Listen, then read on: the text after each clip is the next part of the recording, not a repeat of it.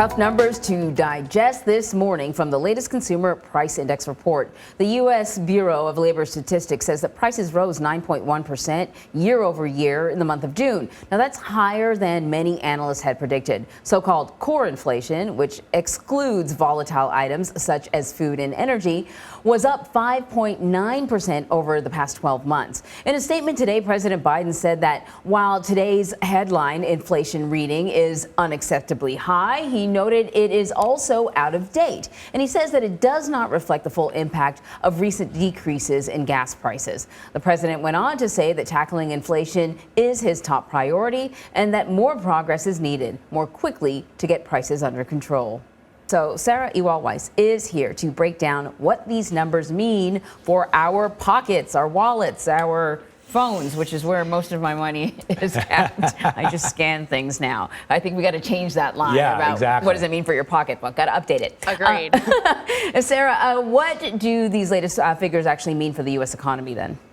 Yeah, this is kind of another brutal inflation report. You know, I come on here once a month and I talk about the inflation report. I come on once a month and I talk about the jobs report. And it's really the tale of two separate stories here where we have a strong labor market, but these prices are just not going down. And those are the things that everyone across the country is really feeling. So prices are up 9.1% year over year, as you mentioned. Those are another 40-year fastest pace of inflation here in the United States. That core inflation number, 5.9%. So that excludes the often very volatile food and energy cost.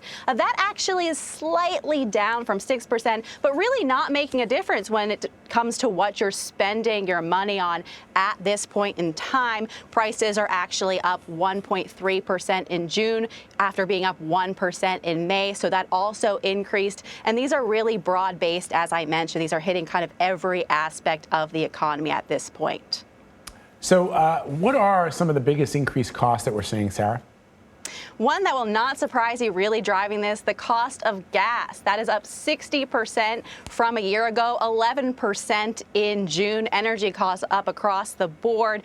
The cost of fuel oil up nearly 100% from a year ago. So that is a staggering number. Those are really hitting people as they hit the roads, obviously, this summer. And of course, we've been talking about those record high gas prices we've been seeing time and time again over the past few months. But the other cost here that is a real big part of people's budgets is the cost of housing. Housing is up 5.6% from a year ago. Specifically looking at rent just last month, that is up 0.8%. That is actually the fastest monthly increase since 1986. And so one other thing to keep in mind here is that's a huge part of the budget, but the other part of the budget that's a big problem for folks is the cost of food, another huge component here. That is up 10.4% from a year ago. The cost of groceries specifically up more than 12% from a year ago. And that is the fastest pace since 1979. When you look at all the different food groups, it's up across the board.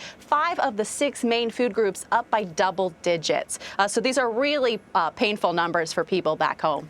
But some experts are saying that there are signs that inflation may soon peak. You talked about the gas prices, and this is like June's report, but just over the past couple of weeks or so, we've actually seen gas prices drop, significantly. We're talking 19-24 cents or so, something along those lines. So what is making some experts say maybe we're peaking when it comes to inflation? Well, I did mention that core number being slightly down from 6% to 5.9%. So that is one sign here. I think the very best economists across the country are very hesitant to really make any major predictions at this point. We've been burned time and time again over the past few months. But like you mentioned, gas prices is one of the things where we could see some easing. Those are currently the average across the country, according to AAA, is $4.63. That was above $5 $2 a month ago, that average. So we've seen that come down some. The one thing that I don't believe will come down, and experts are saying shouldn't be coming down anytime soon, is the cost of housing. Maybe it'll level off. That is something to look for, but not going to go down again. So people are still going to be spending more money either way here. And of course, we have people here in Washington talking about the recession itself, raising concerns about that. So those are another aspect of this to keep in mind moving forward. All right, Sarah, always great to have you, not just on a monthly basis. Anytime there's interesting and important economic news. Love having you on to break it down for us. Thank you so much for your reporting, as always.